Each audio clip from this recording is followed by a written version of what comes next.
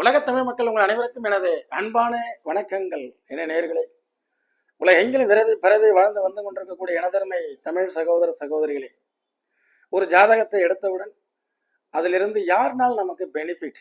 நேற்று 10ஆம் பாவகம் பேசணும், கர்மா, தொழில். இப்ப லாபம்னு ஒண்ணு இருக்கு இல்லையா? எனக்கு இவர்னால நல்ல லாபங்க, ஒரு குரு அவர்னால எனக்கு ஒரு லாபம். நமக்கு என்ன கிடைக்கும்? லாபஸ்தானத்துல குரு இருக்கிறாரு, அல்லது லாபஸ்தானாதிபதி குருவோட வீடு. அது எப்படி பார்க்கறது? ஒரு லக்கணம், கும்ப லக்கணம், லாபாதிபதி குரு. யாரினால் லாபம், யாரால் லாபம் பெறலாம்? தலைப்பு, குருவினால் லாபம் பெறலாம். அப்ப குரு யார்? ஜோதிடம் என்பது மிகப்பெரிய கடல். இதில் நம்ம நின்று பேசி பேசி பழகி போனதுனால உங்களுக்கு நிறைய கொடுக்கணும்னு பார்த்தா ஒரு நாளைக்கு 5 வீடியோ போடலாம், பேச முடியலையே. 5 வீடியோ கொடுக்கணும்னு ஆசை. அதாவது ஒவ்வொரு கோள்களுக்கும் ஒரு குணங்கள் உண்டு. எதுவே உங்களுடைய லக்கணத்தை எடுத்துக்கங்க. 11th ஹவுஸ் லார்ட், 11 குடையவன் யார்? அந்த 11ஆம் பாவாதிபதி எங்க இருக்கிறார்? இந்த 2 சார்ந்து உங்களுக்கு பெனிஃபிட் இருக்கு. 11 குடையவன் உங்களுக்கு குருவாக இருந்தால் ஒரு ஆசிரியர் மூலமாக பெனிஃபிட். அவர் நல்ல கல்வியை போதிப்பார். அதே குருவாக இருப்பதால் நமக்கு குழந்தைகளினால பெனிஃபிட். குழந்தைகளினால பெனிஃபிட். அந்த காரகத்துவம் குரு வேற எதெல்லாம் குறிக்கும்? தானியங்களினால பெனிஃபிட். அடுத்தது உணவகம், உணவுனால பெனிஃபிட். ராகுக்கு கொடுக்கப்பட்ட, குருவுக்கு கொடுக்கப்பட்ட விஷயங்கள் அனைத்தையும் எடுத்து பார்த்தீங்கன்னா 100% உங்க ஜாதகத்துல கரெக்டா வரும். யாருனால எனக்கு பெனிஃபிட் இருக்கு கேட்கலாம். நீங்க ஜாதகம் பார்க்கும்பொழுது உங்க லக்கணத்தை வச்சுதான் அவர் சொல்லுவார். இப்ப மேச லக்கணம் 11 சனி, சனி லேபர்னால பெனிஃபிட் வரும். அதே மாதிரி நீங்க பில்டிங் மெட்டீரியல்ஸ், இரும்புனால ஆதாயம் சொல்றாங்க இல்லையா? அந்த காலத்தெல்லாம் இரும்பு சம்பந்தப்பட்ட வேலையை தான் உனக்கு, இரும்பு எல்லாத்துலேயும் கலந்துருக்கு. பிளாஸ்டிக் தவிர மீது எல்லாமே இரும்பு தான். அப்போ 99% எதுனா இரும்பு தான். அது மாதிரி 10ஆம் பொதுவாக சொல்லாம அது சார்ந்ததை நம்ம எடுத்து லாபம் யாருனால வரும்? பொதுவாக லாபாதிபதி உங்களுக்கு எந்த இடத்தை குறிக்கிறது? 11 கூடியவன். இப்போ உதாரணத்துக்கு முதல்ல உங்க லக்னத்திற்கு 11ஆம் பாவகம் மேசமாக இருந்தால் செவ்வாய், சகோதரன், மூத்த சகோதரன் மேசமாக இருந்தால் லாஜிஸ்டிக், வாகனத்தின் மூலமாக, கட்டிடங்கள் மூலமாக. இதை நீங்க 11 எடுத்துக்கணும். இது 11 வரணும்னா கும்ப லக்கணத்துக்கு, அதாவது மிதுன லக்கணமா இருக்கும் 11 கூடியவன். இப்படியே சொல்லித்தரேன். நீங்க மிதுன லக்கணம், உங்களுக்கு 11ஆம் இடம் இதுதான். கிளாக் வைஸ் 11ஆம் இடத்துக்கு அதிபதி யாருன்னா செவ்வாய். செவ்வாய்க்கு உண்டான அனைத்து வகையான காரகத்துவங்கள் எது எது? அத்தனை விதத்திலும் பெனிஃபிட். வாகனம், சரக்குகளை ஏற்றி செல்லக்கூடிய வாகனம், பெட்ரோலியம் ப்ராடக்ட், ஒரு ஆயில், இப்படியெல்லாம் வரும். அது மாதிரி ஒவ்வொரு லக்கணத்துக்கும். கடக லக்கணம் 11 சுக்கிரனால் லாபம். சுக்கிரன் ஒரு பெண்ணால லாபம். ஒரு பெண், அவங்க தான் நிர்வாகம் பார்க்குறாங்க. அதான் சொன்னல, ஜோதிடத்தில் நிறைய இருக்கு. ஒரு மேனேஜர், என்னோட மேனேஜர் ஒரு லேடிஸுங்க. அவங்க வந்ததுக்கு அப்புறம் பரவாயில்லைங்க சார், நல்ல இம்ப்ரூவ்மெண்ட் இருக்கு. உங்களுக்கு 11 சுக்கிரனால ஒரு ஆணுக்கு. அந்த சுக்கிரன் கார்மெண்ட்ஸ், ஜவுளித்துறை, அழகு கலை, அழகு பொருட்கள், இப்படியே இவங்க சொல்லிக்கலாம். இது மாதிரி ஒரு சிம்ம லக்கணம் 11 கூடியவன். சார், கம்ப்யூட்டர் தொழில்நுட்பத்தினால எனக்கு நல்ல பெனிஃபிட் இருக்கு, அறிவை பயன்படுத்தி அதனால நான் வருமானம் ஈட்டிக் கொண்டிருக்கிறேன்.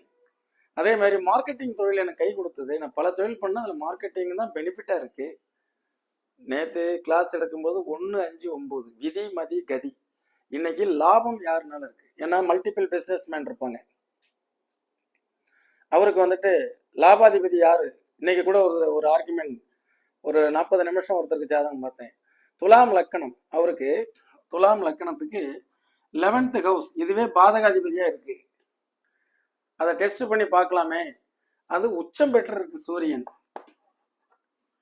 அவருக்கு சூரியனுடைய புத்தி தான் நடந்து கொண்டிருக்கிறது.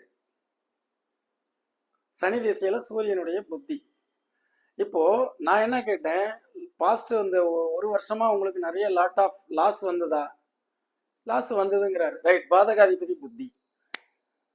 அப்போ நான் என்ன பண்ணிட்டு இருக்கேன்னா கேபிள் பண்ணிட்டு இருக்கேங்கிறார். கேபிள் சூரியன், கரண்ட்.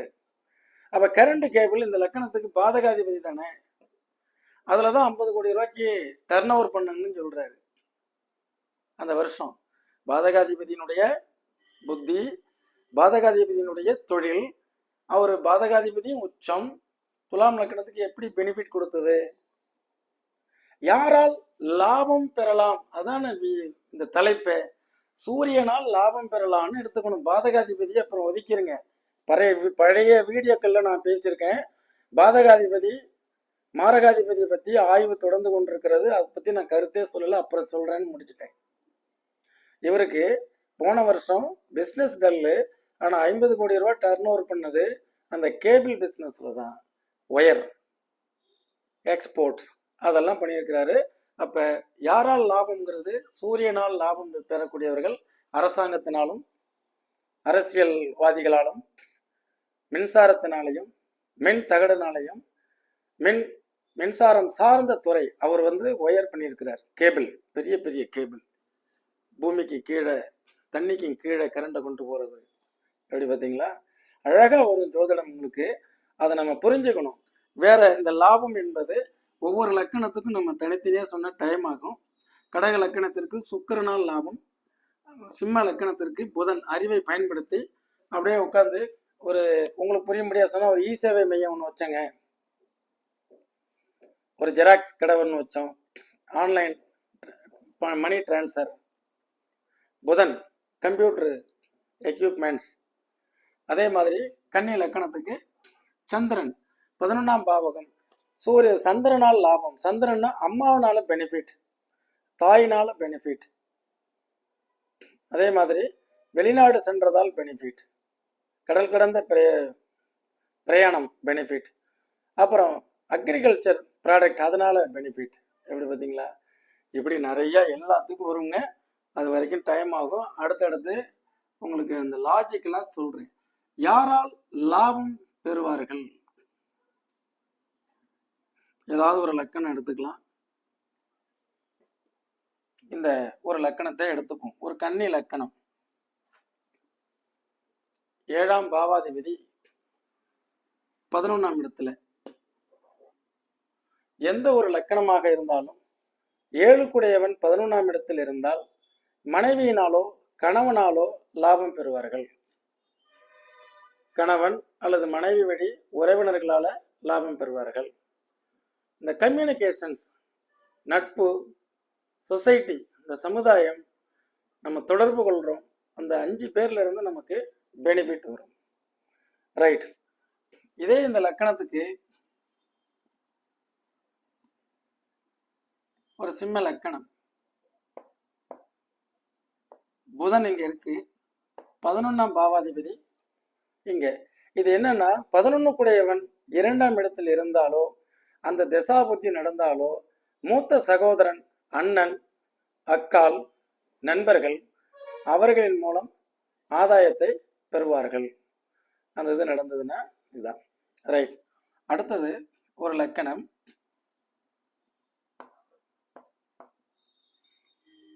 5ஆம் பாவாதிபதி 11ஆம் இடத்தில் இருந்தால், 5ஆம் பாவாதிபதி 11ஆம் இடத்தில் இருக்க தகப்பன் வழி பாட்டனார், அவர் இவருக்கு நல்லா நங்கூரம் போட்டது மாதிரி விற்க முடியாத அளவுக்கு சொத்தை சேர்த்து வச்சுட்டு அவர் மகன் பேருக்கு எழுதாம என் காலத்திற்கு பிறகு என் மகன் வழி பேரன் அல்லது பேத்தி அவர்கள் மேஜரான பிறகு அவர்கள் அந்த சுயார்ஜிதத்தோட இந்த சொத்தை விற்கவோ எதுவோ பண்ணலாம் அப்படின்னு எழுதி வச்சுட்டு போயிடுவார். இப்போ 5ஆம் பாவாதிபதி பாட்டனால நமக்கு பெனிஃபிட், அல்லது பாட்டனார் நிறைய பிளஸ்ஸிங், நிறைய தர்ம செயல்களை ஈடுபட்டு போயிருந்தாருனாலும் அது இவருக்கு கண்டிப்பாக இவர் பிறந்ததுக்கு அப்புறம் படிப்படியா டெவலப்மெண்ட் ஆகும்.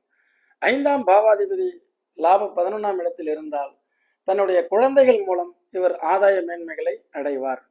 பிள்ளைகள்லாம் படிக்க வச்சு கஷ்டப்பட்டு படித்து அவங்கெல்லாம் வேலைக்கு போய் இவங்க குடிசை வீட்டை மாடி வீடாக மாற்றி கட்டி கொடுத்து தகப்பனாரால் அம்மாவெல்லாம் நல்ல விதமாக வச்சு பார்க்கக்கூடிய குழந்தைகள்.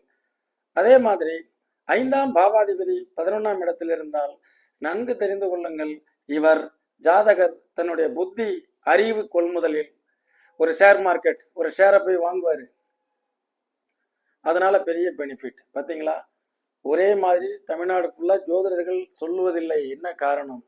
ஒவ்வொன்றுக்கும் தனித்தனி அங்கங்கள் இருக்கிறது. அத்தனை அங்கங்களையும் ஒன்று ஒன்றா பூட்டி கடைசியில் ஒரு உருவம் பண்ணி கொடுக்கணும். இதுக்கு 1 or 2 or 3 டைம்ஸ் வந்து ஒரு அஸ்ட்ராலஜருக்கு ஒரு ஜாதகரை பற்றி அனலைஸ் பண்ணுறதுக்கு டைம் தேவைப்படுது. லாபம் யாருனால வருது, தொழில் யாருனாலும் அமையுது, யாருனால நமக்கு பெனிஃபிட் இருக்கு, இத்தனையும் நம்ம பார்க்கணும். அப்போது 5ஆம் பாவாதிபதி 11ஆம் இடத்தில் இருந்தால் புத்திரர்களாலும் முன்னோர்களாலும் பாட்டனார் சொத்துக்களினாலையும் தன்னுடைய அறிவினாலையும் புத்திசாலித்தனத்தினாலையும் அந்த ஜாதகருக்கு பெனிஃபிட் வருது. ரைட். ஒரு லக்கணம் செவ்வாய், 5ஆம் பாவாதிபதி செவ்வாய் இந்த இடத்துல இருக்கிறார். 6ஆம் பாவாதிபதி லக்கணத்திலிருந்து 6க்குடையவன் 11ஆம் இடத்தில் இருந்தால் கடன் வாங்குவாங்க, அப்படியே வந்து ஒரு பிஸ்னஸ் ஆரம்பிப்பாங்க, அப்படியே டெவலப் ஆவாங்க. கடன் வாங்குவாங்க, ஒரு இடத்த வாங்கி போடுவாங்க, அதை அப்படியே கட்டுவாங்க, சீட்டை போட்டு போட்டு போட்டு கடன் அடைப்பாங்க. இதுதான் 6ஆம் பாவகத்திலிருந்து வரக்கூடிய வெற்றி. அதே மாதிரி வேலைக்காரர்கள் வேலை பார்க்குறாங்க, வேலை செஞ்சு அடுத்தவங்களுடைய தொழிலை நிர்வாகம் பண்ணி கொடுத்து அதனால் பெனிஃபிட். எப்படின்னா நீங்கள் வேலை செய்யுங்க, மாதம் உங்களுக்கு 1 லட்ச ரூபா சம்பளம் கொடுத்துட்றேன், நீங்கள் நல்லா வந்து டர்ன் ஓவர் பண்ணி கொடுத்தீங்கன்னா அதில் இத்தனை பர்சன்டேஜ் உங்களுக்கு கமிஷன் மாதிரி கொடுத்துட்றேன், சப்ஸ்டியூட் மாதிரி கொடுத்துட்றேன் அப்படிங்கிறாங்க. 6 நாள் வரக்கூடியது. எதிரினால் லாபம்.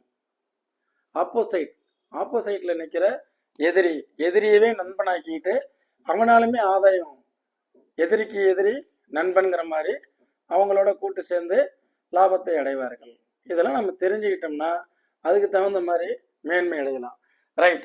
இப்போ இந்த லக்கணத்துக்கு 3க்குடையவன் 11 சனி இங்க இருக்கு. தன்னுடைய இளைய சகோதரன், தம்பி, தங்கை அவங்களால நமக்கு ஏதாவது ஒரு வகையில அறிவு, பாசம், சப்போர்ட், தூக்கி விடுறதுக்கு பணம், வழிகாட்டி, இப்படி எது வேணாலும் இருக்கலாம். 3-11க்கு போச்சுன்னா அவங்களால இளைய சகோதர வழியில பெனிஃபிட்.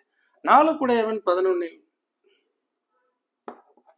இதுவும் 4க்குடையவன் 11ஆம் இடத்துல இந்த சனியை தூக்கி போடணும். சனி 3க்குடையவன் சனி தான் 11, 4க்குடையவன் சனி தான் 11. அந்த 4க்குடையவன் 11 வீடு, வாகனம், வீடு வாடகைக்கு விட்டு வருமானம் செய்கிறது, வாகனத்தின் மூலமாக லாபத்தை ஈட்டுவது, வாகனத்தை வந்து வாடகைக்கு விட்டு வருமானம் ஈட்டுவது, அதே மாதிரி லாட்ஜ் கட்டி விடுறது, ஹோட்டல்ஸ், தங்கும் விடுதிகள், hostel, ladies and gents hostel, PG, அந்த மாதிரி இந்த ரூம்ஸ் எல்லாம் கட்டி மந்த்லி வாடகைக்கு விடுறது.